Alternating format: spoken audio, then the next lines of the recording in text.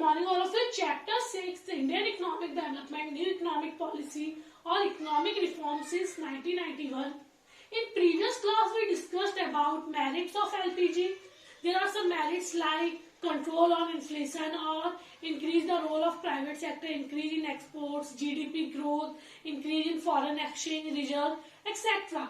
If there are some merits, so there are some demerits of LPG or LPG means liberalization, privatization and globalization.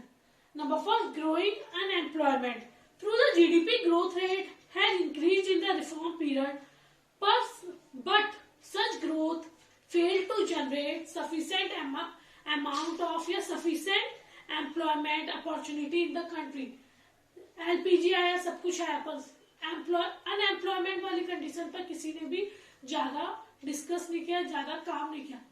Industries ज्यादा बढ़ी, machines वगैरह बढ़ी, जिससे क्या हुआ, लेबर्स वगैरह को काम से निकाला जाने लगा, क्योंकि अब लेबर्स वगैरह का काम कौन करने लगा था, मशीन्स करने लगी थी. तो सबसे first problem growing unemployment. Number 2, neglect of agriculture. हमने यहाँ देखा कि एलपीजी है, वहां पे इंडस्ट्रीज की बात हो रही है, सर्विस सेक्टर की बात हो रही है, पर एग्रीकल्चर जो हमारी कंट्री का एक तरह से हम बोल सकते हैं कि हमारी आधी से ज्यादा पॉपुलेशन किस पे डिपेंड है, एग्रीकल्चर पे, उसे पूरा का पूरा क्या कर दिया गया था, नेग्लेक्ट कर दिया गया था. The new economic policy has neglected the agricultural sector as compare to industry, trade and service sector. Reduction of public investment. Public investment in agriculture sector, especially in infrastructure, which includes irrigation, power, roads, market linkages, and research and extension, has been reduced in reform period. क्या हुआ, agriculture को क्या कर दिया गया, neglect कर दिया गया. और नेग्लेक्ट कैसे हुआ, रिडक्शन ऑफ पब्लिक इन्वेस्टमेंट. जितना पब्लिक या गवर्नमेंट इन्वेस्टमेंट करती थी एग्रीकल्चर में, उसने क्या कर दिया, रिड्यूस कर दिया. Reduction in public investment. Government कहाँ का इन्वेस्टमेंट करती थी, इरिगेशन पे, साथ ही साथ एक्सपेंशन पे, एग्रीकल्चरल सेक्टर कैसे एक्सपेंड होंगे, न्यू तरह के सीड्स वगैरह पे, साथ ही साथ आप बोल सकते हैं एग्रीकल्चरल इंफ्रास्ट्रक्चर पे, पावर पे, रोड्स पे, इन सब पे इन्वेस्टमेंट करती थी, जो गवर्नमेंट ने धीरे धीरे क्या कर दिया, रिड्यूस कर दिया था. तो सबसे पहला मेन पॉइंट क्या, नेग्लेक्ट ऑफ एग्रीकल्चर में reduction in public investment. Public ने एग्रीकल्चर, या आप बोल सकते हैं गवर्नमेंट ने एग्रीकल्चर पे इन्वेस्टमेंट करना कम कर दिया था. ना इरिगेशन फैसिलिटीज पे इन्वेस्ट कर रही थी, ना पावर पे, ना रोड्स पे, ना उसको एक्सपेंशन पे ध्यान दे रही थी.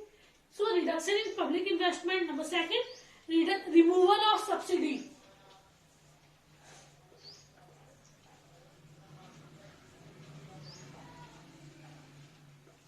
Removal of subsidy. Removal of fertilizer subsidy increase the cost of production, which adversely affect the small and marginal farmer. धीरे धीरे जो फर्टिलाइजर पे सब्सिडी मिल रही थी, जो खाद वगैरह पे सब्सिडी मिल रही थी, वो क्या कर दी गई, रिमूव कर दी गई. और इससे क्या हुआ, स्मॉल और मार्जिनल फार्मर, जो लार्ज फार्मर्स थे या जो रिच फार्मर्स थे, वो तो बिना सब्सिडी के भी अपनी जो क्रॉप्स वगैरह है वो ग्रो कर रहे थे, पर जो स्मॉल एंड मार्जिनल फार्मर्स थे उन पे एडवर्स इफेक्ट पड़ा सब्सिडी हटाने का. और ये सब्सिडी किस पे मिल रही थी, फर्टिलाइजर्स पे. Number 3, removal of MSP policy. ये नेग्लेक्ट ऑफ एग्रीकल्चर पे थर्ड पॉइंट है. Removal of MSP means minimum support price policy. Minimum support price policy एक तरह से क्या थी, अगर फार्मर्स की क्रॉप्स कोई नहीं खरीदेगा, वो क्या करेगी, गवर्नमेंट खरीद लेगी एट रीजनेबल रेट्स. पर वो पॉलिसी भी हटा दी गई, तो इससे भी जो फार्मर्स थे उन पे क्या पड़ा, एडवर्स इफेक्ट पड़ा. उसे मजबूरी में अपनी क्रॉप्स किसमें बेचनी पड़ती थी, सस्ते दामों पे बेचनी पड़ती थी. नहीं तो पहले क्या था, अगर कोई क्रॉप्स नहीं खरीद रहा, गवर्नमेंट वो क्रॉप्स को खरीद लेती थी, अपन ने लेने को पड़ेगी. Then number 4, shift towards the cash crops.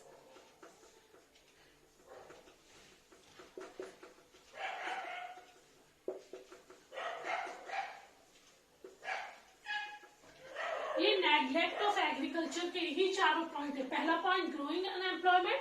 Number 2, neglect of agriculture. Agriculture को किस तरह से नेग्लेक्ट किया गया था, ये उसके 4 पॉइंट से. Shift towards the cash crops. Due to export oriented policy strategy in agriculture the production shift from food grain से, अब हमें क्या, हम लोगों ने क्या कहते हैं कैश क्रॉप्स की और हम लोग वो शिफ्ट होने लगे। तो shifted from food grains to cash crop for the export market. It led to the increase in prices of food grain. और जब फूड ग्रेन्स हम उगा ही नहीं रहे, हम लोग ज्यादातर क्या उगा रहे हैं, जूट, कॉटन, ये सारी चीजें, या टोबैको, टी, ये सारी चीजें क्या कर रहे हैं हम लोग, जिससे इनकम आए या जिसको एक्सपोर्ट किया जाए। जब हम ये सारी चीजें प्रोड्यूस कर रहे हैं तो जो फूड ग्रेन्स थे वो महंगे हो गए, क्योंकि उनकी सप्लाई क्या हो गई, रिड्यूस हो गया। और जब सप्लाई कम होती है तो रेट्स क्या हो जाते हैं। जब कोई चीज कम आ रही है, जैसे अभी नई नई मटर आई है, वो कम आ रही है तो उसके रेट्स क्या हाई है, बहुत हाई है। क्लियर। तो नेग्लेक्ट ऑफ एग्रीकल्चर, एग्रीकल्चर को एलपीजी में बिल्कुल नेग्लेक्ट कर दिया गया। पब्लिक इन्वेस्टमेंट या गवर्नमेंट के थ्रू जो इन्वेस्टमेंट हो रहा था वो कम हो गया। सब्सिडीज जो फर्टिलाइजर्स पे मिल रही थी वो हटा दी गई। एमएसपी पॉलिसी, जिससे जो फार्मर्स थे उन्हें एक रीजनेबल रेट्स मिल रहा था अपनी क्रॉप्स का, उसे हटा दिया गया।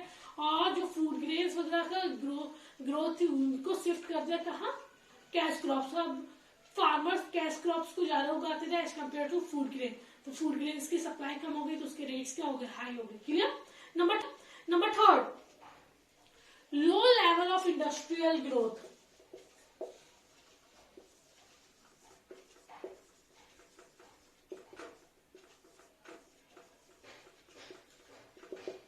Low level of industrial growth recorded a slowdown due to the following reason. Number first, cheaper imported goods. सबसे पहला हमारा इंडस्ट्रियल ग्रोथ बहुत स्लो था। सबसे पहला इसका मेन रीजन था कि जो बाहर से सामान आ रहा है वो बहुत सस्ते रेट्स में था। आप लोग खुद ही देख लीजिए, चाइना वगैरह के जो आइटम्स वगैरह आते हैं वो कैसे होते हैं, बहुत सस्ते होते हैं। तो पहला पॉइंट क्या था, cheaper imported goods.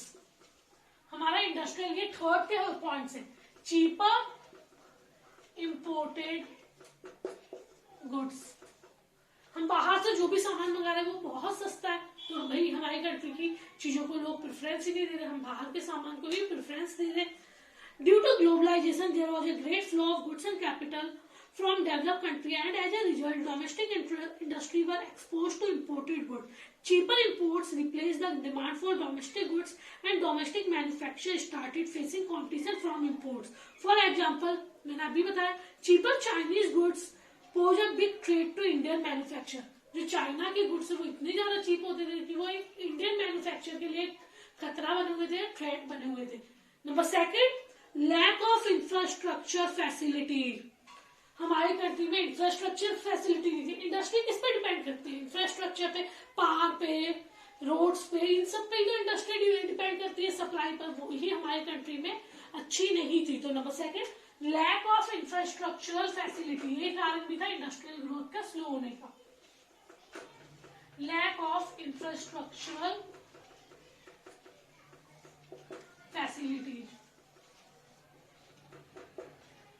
Clear. Number third, non tariff barriers by developed country. जो बैरियर्स लगे हुए थे बाहर की कंट्रीज पे, अब वो सारे टैक्स वगैरह हटा देंगे। अब बाहर से कंट्री में माल जो था या प्रोडक्ट्स वो इजिली आ पा रहे थे, इससे भी हमारी कंट्री की डिमांड क्या हो गई, कम हो गई। और एक मेन पॉइंट था, हमारा जो क्वालिटी थी या स्टैंडर्ड था गुड्स का, वो बहुत ज्यादा लो क्वालिटी के प्रोडक्ट्स हमारी कंट्री प्रोड्यूस कर रही थी। इस कारण भी हमारी कंट्री का इंडस्ट्रियल ग्रोथ कैसा था, स्लो था। Clear. Fourth, unbalanced growth. Unbalanced growth means when all the sectors are not equally developed, like agricultural sector or primary sector, secondary sector and tertiary sector are not equally developed is known as balance. Means when all the sectors are equally developed, and unbalanced when all the sectors are not equally developed. So unbalanced growth has been concentrated only in some selected area in the service sector, such as telecommunication, information technology, finance, entertainment, travel and hospitality services, real estate and trade, rather than vital sector such as agriculture and industry. तो unbalance growth मतलब service sector पे हम लोग आकर रुक गए थे, पर एग्रीकल्चर और इंडस्ट्री को एकदम हमने क्या कर लिया था, नेग्लेक्ट कर लिया था। तो हमारा सारा का सारा जो ग्रोथ हो रहा था वो कहाँ हो रहा था, सर्विस सेक्टर पे। Service sector means IT industry, telecommunication, real estate etcetera. और इंडस्ट्रीज और एग्रीकल्चर को एक तरह से धीरे धीरे क्या किया जाने लगा था, नेग्लेक्ट किया जाने लगा था। तो ग्रोथ प्रॉपर नहीं था। जब सर्विस सेक्टर का या आप बोल सकते टर्सरी सेक्टर का बहुत डेवलप हो रहा था, वही प्राइमरी एंड सेकेंडरी सेक्टर का डेवलपमेंट सही नहीं था। तो ये भी एक डीमेरिट है। हमारी कंट्री तभी बैलेंस में चल सकती है, हमारी कंट्री का ग्रोथ एंड डेवलपमेंट तभी हो सकता है जब सारे सेक्टर इक्वली डेवलप्ड हो। So unbalanced growth, it means growth has been concentrated only in some selected area. In service sector like IT industry, telecommunication, real estate, in finance, entertainment, travel and hospitality, and vital sectors such as agriculture and industry which provide livelihood to millions of people in the country has been neglected. और जो हमारी country में सबसे ज्यादा अगर आप बोल सकते जॉब्स किसके थ्रू मिले, एग्रीकल्चर या इंडस्ट्री, उन सेक्टर्स को ही क्या किया जा रहा था, नेग्लेक्ट किया जा रहा था। क्लियर। नंबर फिर इनइफेक्टिव डिसइन्वेस्टमेंट पॉलिसी। डिसइन्वेस्टमेंट में धीरे धीरे प्राइवेटाइजेशन हो गया था। डिसइन्वेस्टमेंट मतलब अपोजिट ऑफ इन्वेस्टमेंट। धीरे धीरे गवर्नमेंट ने अपने इक्विटी, अपने शेयर्स, अपनी कंपनी वगैरह किसे सेल करना शुरू कर दिया था, प्राइवेट सेक्टर को। तो डिसइन्वेस्टमेंट मीन्स एक तरह से opposite of investment. The government has always fix a target for disinvestment of PSU. For instance in 1998 and 99 the target was rupees 5,000 crore, where the government was able to mobilize rupees 5,400 crore. According to some scholars, the disinvestment policy of government means selling of government's equity and shares to private sector was not successful because the assets of public sector undertakings were undervalued and sold to the private sector. एक तरह से सबसे पहला reason क्या था कि जो public sector की चीजें थी उसे अंडरवैल्यूड माना गया और प्राइवेट सेक्टर को सोल्ड कर दिया गया। Such proceeds from this investment were used to compensate shortage of government revenue. और भाई जब सस्ते में बेचा गया तो इससे गवर्नमेंट के रेवेन्यू में या गवर्नमेंट भी जितना पैसा कमा रही थी उसमें क्या आ गया, शॉर्टेज हो गया। Shortage of government revenue rather than using it for development of PSU and building social infrastructure in the country. और जब रेवेन्यू की शॉर्टेज हो गया, कहाँ हमने सोचा था कि ये करके या गवर्नमेंट की इक्विटी वगैरह सेल करके हम लोग कंट्री के ग्रोथ एंड डेवलपमेंट करेंगे या इंफ्रास्ट्रक्चर डेवलप करेंगे, वो सारी की सारी चीजें क्या हो गई, ना के बराबर ही रह गई। सो ये गवर्नमेंट की जो डिसइन्वेस्टमेंट पॉलिसी थी वो भी एक डीमेरिट। डिसइन्वेस्टमेंट मीन्स धीरे धीरे प्राइवेटाइजेशन करना है या गवर्नमेंट की इक्विटी वगैरह प्राइवेट सेक्टर को सेल करना। इससे भी कोई ज्यादा फायदा नहीं हुआ, कोई कंट्री का ग्रोथ एंड डेवलपमेंट नहीं हुआ, इवन गवर्नमेंट के रेवेन्यू में शॉर्टेज ही आया। Clear. Chapter complete. Thank you.